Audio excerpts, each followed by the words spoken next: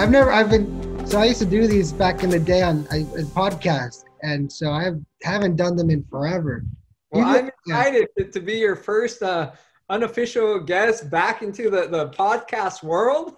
right. Well, yeah, thank Andrew. We were just, I don't even know where to start. We just talked like 20 minutes. So now we're going to talk about, no, it's Andrew Arevalo. You're running for Centro Elementary School Board. Yeah, just tell me about yourself, man. Absolutely. Well, first and foremost, thank you so much for having me on. And my name is Andrew Arevalo. I'm a current elementary teacher here in Centro. I teach fourth grade at McCabe.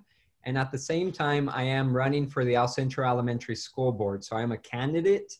And that would mean if elected, I'd be the only practicing current elementary teacher with right now type of experience amid this distance learning pandemic and everything. So I am absolutely honored to be here, and I'm excited to share, to get to know who I am, right? I hope you know who you are. No, yeah, we go back. So, I mean, people are going to watch this, and we don't just go back like 2 years. We daycare, second grade, high school. Absolutely. I mean, we're both. You're 30, right? I'm 30. I'm 30 years old. Yeah. Time. Celebrated my 30th birthday the same day that Governor Newsom declared a statewide shutdown. So I remember having like my family here. We were celebrating, and it said breaking news: Governor Newsom shuts down, the state. And so I got terrified, and I did what any rational person would do. And my toilet paper. No, you know what? I actually went and gassed up all of my cars. I think of that. But the funny thing that happened was it literally was like the opposite effect because nobody was driving. So we had like this huge oil like supply, and then OPEC wouldn't cut back on their, production and blah, blah, blah. You're throwing all this stuff at me, man.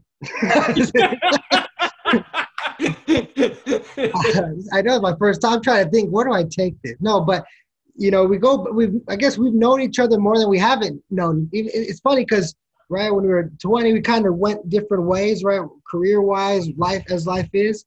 And yet here we are. I'm on the school board, elementary. You're in for Centro. I think I don't know, man. It's very exciting to see this. I think I'm really excited for you, man. So what made you decide to, not just run, but what made you decide to get into teaching? Yeah, so I come from a family of educators, right? So my father just completed his 42nd year, and he was weighing on whether he was going to go into his 43rd year. And I remember having the conversation with him where I said, "Hey, Dad, whatever you do, just know I'm going to be there. I'm going to support you." And, he entered his 43rd year in public education. So he teaches at Heber. And in his 43 years, he has seen just about every type of change in education in our community, in the nation, right? And so, he's definitely instilled this inspiration to want to do more. I mean, at the same time, my big brother is a high school principal at Hopeville. My fiance is a fifth grade teacher at Desert Gardens in Centro. My sister-in-law teaches literally 2 doors down from me at Korfman. My other cousin with also the Arevalo last name, she teaches at St. Mary's. Then my other cousin, Tito Arevalo, teaches in Calexico. So essentially, if you live in the Imperial Valley and you have the last name Arevalo, there's a good chance that you are an educator or come from the Arevalo family of educators. And also to add to that, was my late uncle, Jimmy Arevalo, who passed away. So people always ask me, your last name sounds familiar. Why? Right. And as you enter San Diego, you'll see the Jimmy Arevalo Memorial Highway. Right. So that was dedicated to my uncle who passed away. He pulled over in the middle of the night to help somebody out.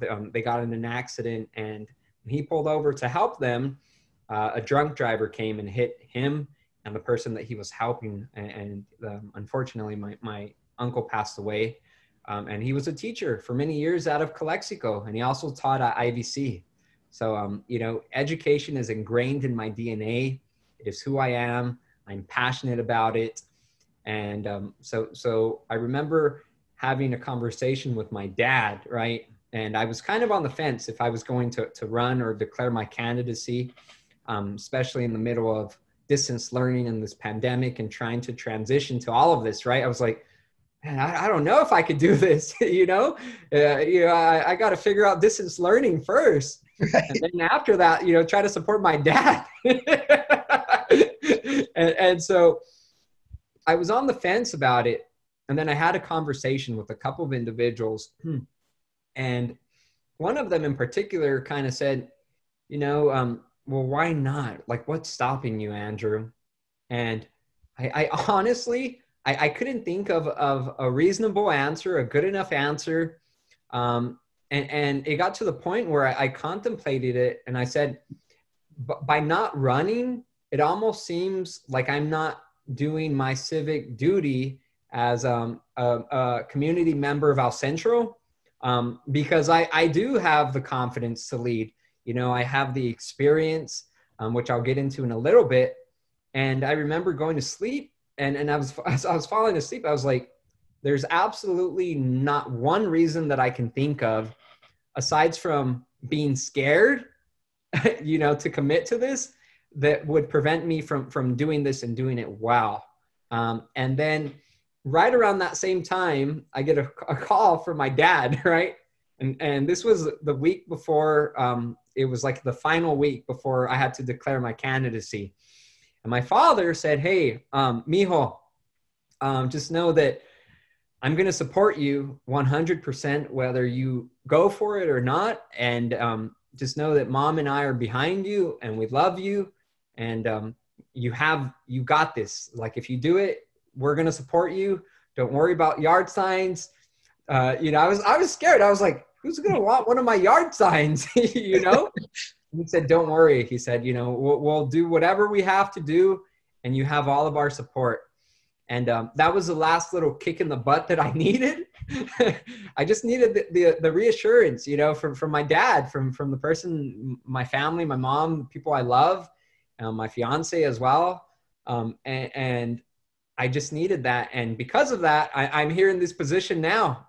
And, I mean, it's important, like the whole teacher, you're on the front lines, you're on the front lines before COVID, but now definitely with distance learning. I mean, that perspective is needed at all levels, right? Absolutely. I mean, I'm in the classroom right now.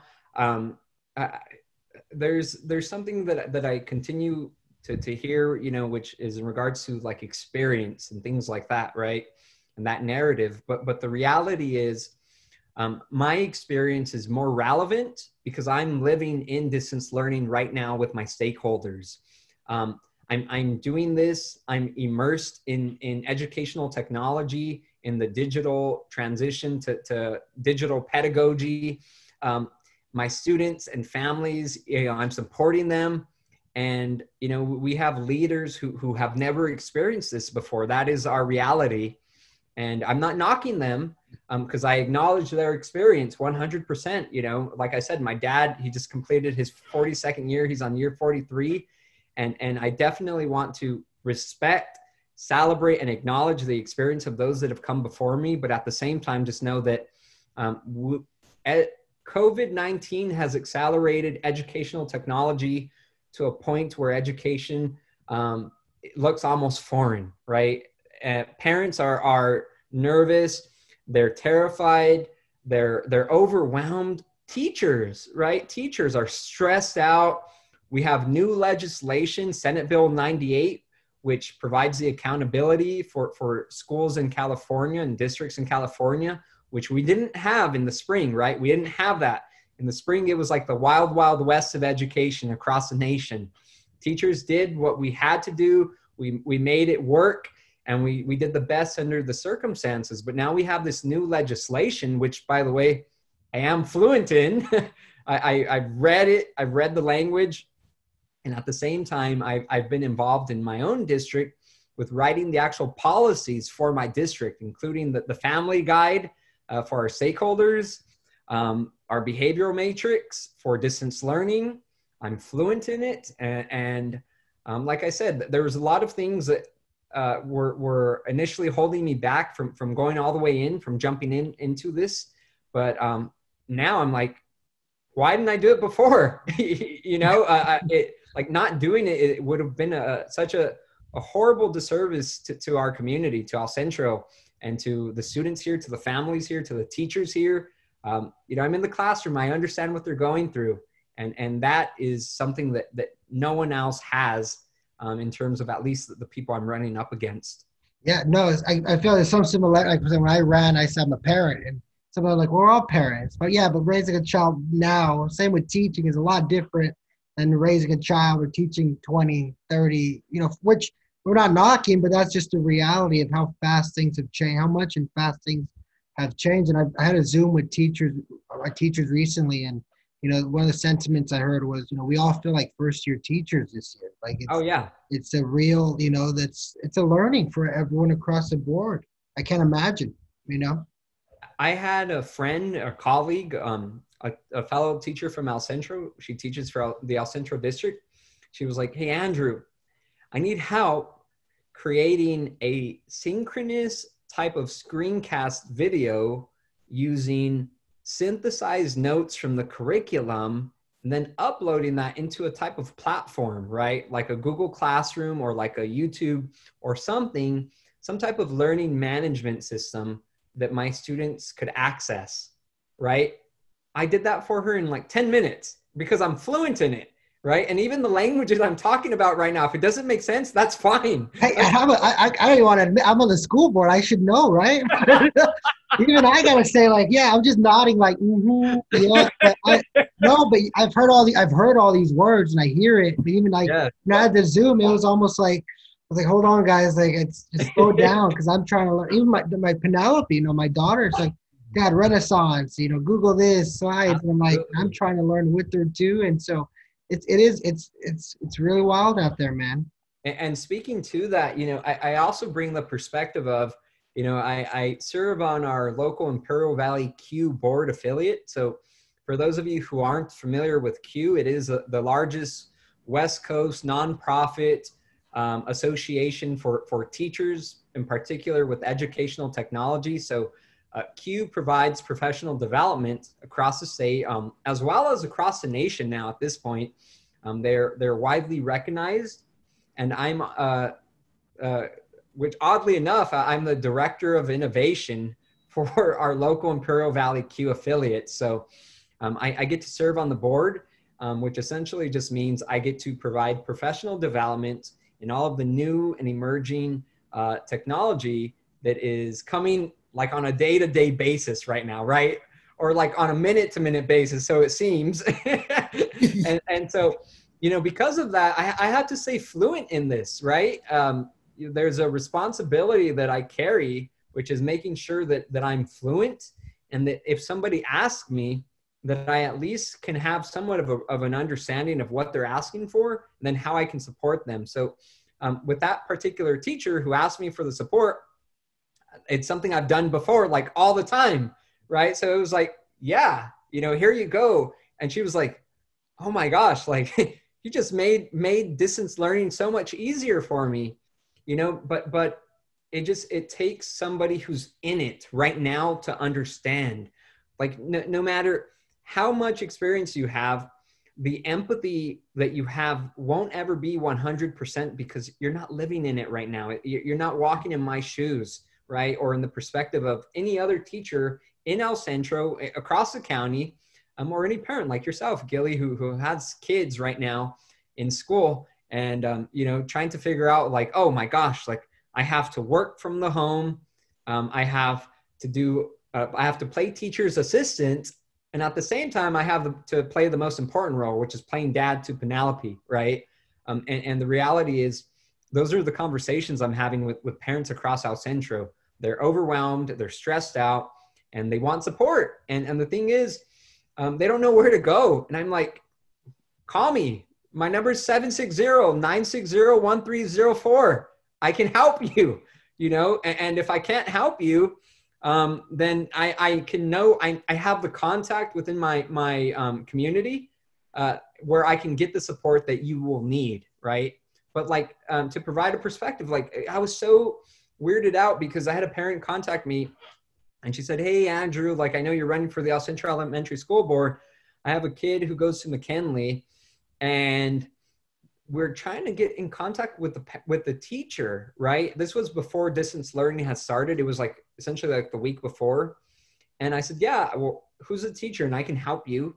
So I go to the McKinley website and there's no emails for none of the staff members, like none, right? So I'm like, well, hold on. Cause even she gave me the teacher's name, but I couldn't do anything for her, So I was like, well, that's weird. Like, how would a parent contact the teacher right away? Like, first of all, right, we want to ensure that the lines of communication are there, especially during a pandemic. And granted, I know El Centro and Brawley in particular, they use Class Dojo and that type of communication tool. It's just, it hadn't gone out to the parent yet. So she was a little bit frustrated. And so, I was able to get her the email of the principal there. And that kind of alleviated the problem. But I think parents, the most important thing that they need right now is communication in particular. Yeah, and you go in like the biggest thing when I got elected, there's a huge learning curve in education. I think people underestimate it.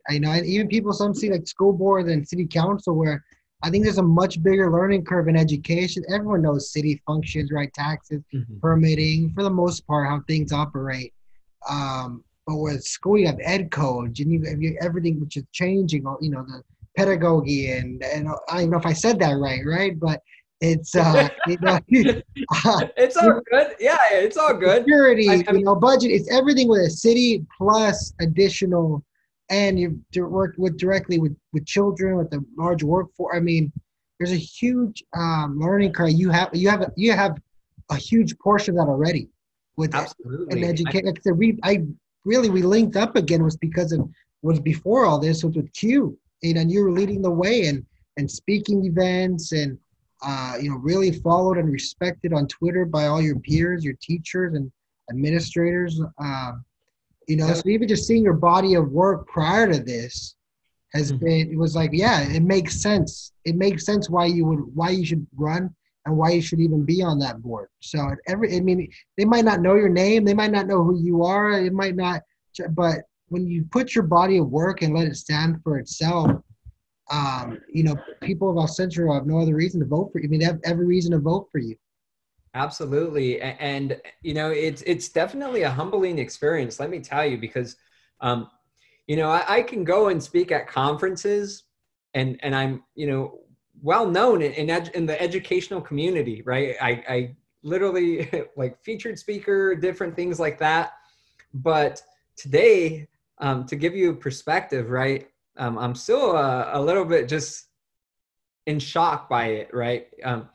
I walked into Sprinkles Donuts and I literally had people cheering for me, and it was a surreal experience. I don't say that in a bragging way. I don't say that, to sound arrogant, but I say that because it caught me off guard. I actually got really nervous by it. I didn't know how to react. I was like, I was a bit taken back by it. And then after like, I kind of gained my composure. I was like, hey, like, yeah, that's right. That's what I'm going for. I need the support. And it was awesome because I can be well-known in the educational community, but none of that matters if I'm not well-known and if I'm not applying that to our local community. And now I have that perspective because I've traveled across the nation. I've toured the US speaking at all of these educational conferences, in particular with educational technology. But none of that compares to walking into the local donut shop and getting the guy to tell me, hey, I have you on Facebook. Look we're friends on Facebook and you have my support. You have my vote. Do you know what I mean? Like that to me is 100% more powerful than any of the types of conferences I've attended. And granted, I don't take any of those conferences, you know, for granted in a sense, but it's just, it's a different feeling, man. Like, it's very empowering to be supported. And at the same time, it's completely humbling, you Yeah. know, and at the same time, I will add that, you know, with Q, I spoke at my first Q conference, actually roughly 2 years ago. 2 years ago, I spoke at Tech the Mile here at IVC at our local Imperial Valley College. This was before I had any understanding of what this conference was or who it served or why we needed it. And I spoke. I said, wow, that was like really easy to do after I got over my nerves. And at the same time, I said, I definitely need to be sharing a lot more of what's going on in our community, in particular, what's going on in my classroom, and applying that to the nation. And at the same time, going to these conferences and bringing back this stuff, right? Bringing it back to El Centro, bringing it back to Brawley, to Imperial, to Calexico, to Hopeville, to McCabe, to my home, El Centro. And so, you know, through that, over the past 2 years, I've been fortunate and very grateful to have gotten the opportunity to serve on the panels for the Department of Education. I just wrapped up one this about 2 weeks ago, where the focus actually was on distance learning. At the same time, I've got to go and work for the Carnegie Foundation in New York. So they flew me out to Brooklyn. And let me tell you, like, being in these rooms is a surreal experience because, you know, you have all of these doctorates and PhDs and research scientists. Then you have Andrew Arevalo, the fourth grade teacher from El Centro. and I remember actually telling somebody, I said, this was like the main person there. I said, you know, like, it's very humbling to be here. And at the same time, I don't know what I did to deserve to be here, but I am soaking up everything that I'm getting in, and I'm taking it back home. And the individual actually said, he said, hey, well, let me share something with you. And this was like the main person speaking. And he said, I feel exactly the same way that you feel.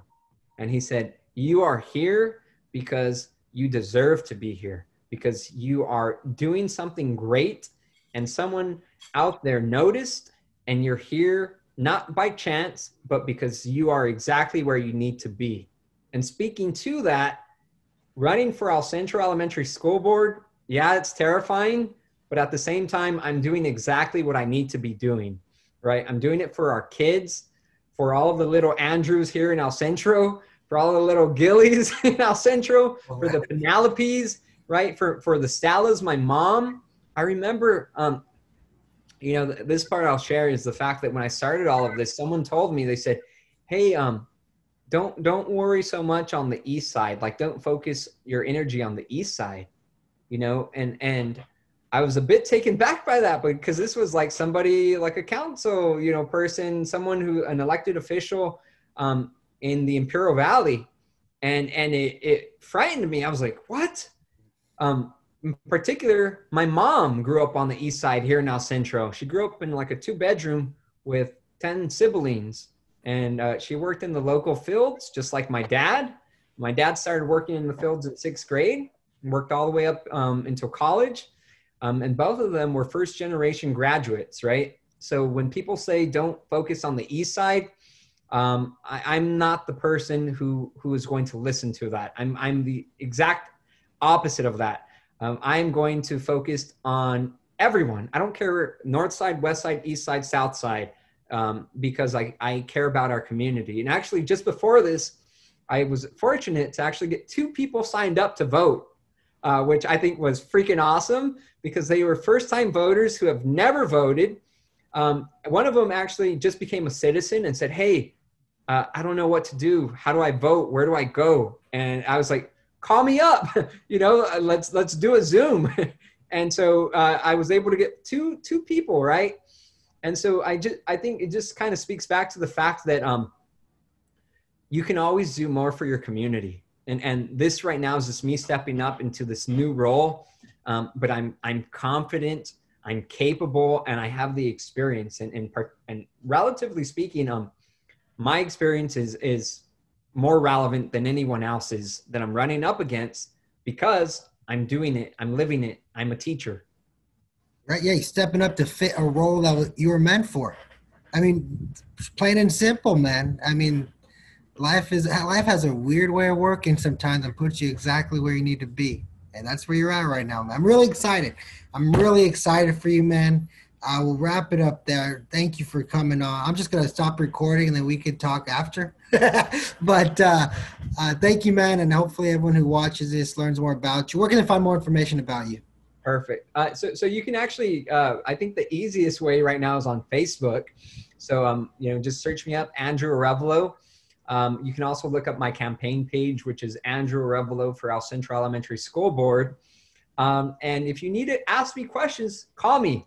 By the way, the number I give out, that's not like any type of phone number, like to a random phone. Like, that's my personal cell phone, 760-960-1304. You call me, you text me, and I'll answer your questions. And I'll do the best I can. And, I appreciate the support. Awesome, man. Well, thank you. I'm going to stop recording and stay on, though. We're going to continue this. Thank you, man. Awesome. Good night. Thank you.